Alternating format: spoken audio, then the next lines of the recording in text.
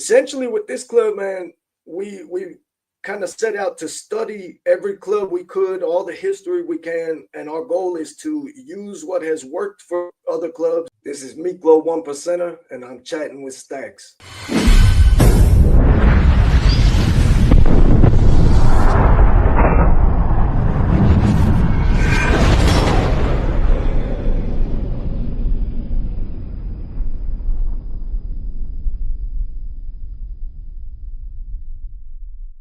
Welcome to this episode of Chatting with Staxx. I'm your host, Bill Staxx, and today I got... That's what they say, man. That's never been what we've been about, ever. We've never asked nobody's permission. Never will. You know, Staxx, in all honesty, you know, we've talked a little bit about that. That's what I've written books speaking out against those practices, man. I've published 2 books speaking out against those practices right there, man. Look at the indictments that just happened in Texas. That's exactly, they spell it out at the press conference. They said this club is trying to make a monopoly on MC life in this area, and you know they will not suffer any other club starting up without their blessing and permission, etc. You know, I mean, people out there, man, that are just natural followers, and they just fall right in line with that type of program. But you know, not 1%ers, man. 1%ers don't ask permission. You know what I mean? You put on a patch and you're ready to defend that patch. We were told early on by certain groups to take it off. You know, you can't wear a patch without our permission, etc. But you know, it didn't go their way. We're still here.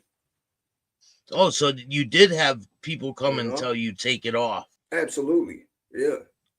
Now, did you, when you first started, did you have a diamond? Did you have a diamond? Not at first, but it wasn't long before we put it on, man. You know, like I said, I came into contact with a brother that eventually became kind of a mentor to me, and he started laying it down, man. And you know, 1%ers are born, man. You either are or you are not. It's not something you can teach. You know, 1%ers are born. And you know, when you come into contact with 1%ers, they realize they come to terms real quick. You know, they recognize real quick you are a 1%er. This cat that you know mentored me, he was from a major big. Very quickly he said, "You guys are winners. You guys are 1%ers without a 1% patch." You know what I mean? And you know, shortly thereafter, we designed our 1% patch and put it on. You know, it's something we live by. It's something we believe in with everything we got. You know, we have a saying about 1%ers, man. A 1%er is somebody who has gone through life looking for a certain truth that they've never been able to find until one day they meet other 1%ers. And when they hear speak, they recognize their words as the truth they've been looking for all along. And they know they are home, you know. So it's something you're born with, man. In the movie Hell's Angels Forever, the dude said it. He said in every classroom, there's at least one youngster that's a little rowdier than the rest, and it's a little harder to cram bullshit down his throat. And as he gets older, it becomes harder and harder. And then one day he meets me and my brothers and realizes he belongs. I mean, that's it. Yeah. So what is it to be a 1%er to you? Brotherhood motorcycle, you know, that no outside entities control our destiny in the end. You know what I mean? We answer to each other and to our bylaws. You know, it's brotherhood, motorcycling freedom, BMF. Yeah. So that's what we live by. It's a philosophy, man. It's a philosophy. And if you believe in that philosophy wholeheartedly and live by it all day, every day, then you have every right to wear and represent what you live by, what you believe in. So you guys been there for a while, right? How long has your club been in existence? Started in 2012. We put on the diamond in 2017. And so your time being involved with this club, you've probably seen other clubs come and go, right? Absolutely.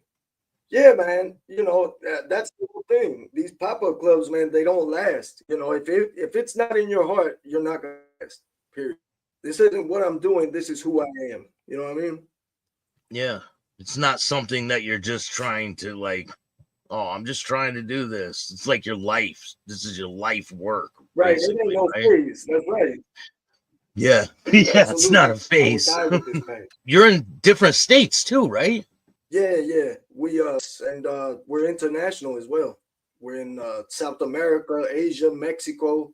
Wow. Yeah. So it Yeah, grew we've quite a like I was bit. telling you,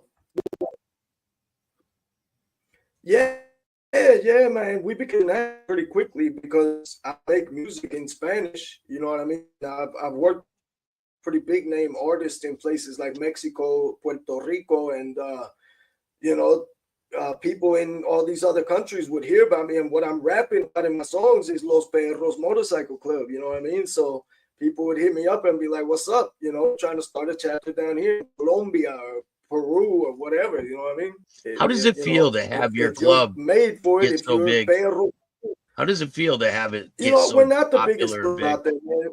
We're the biggest club there, you know what I mean? But we have done some, you know, pretty remarkable as our most a lot of clubs don't make it this far, man.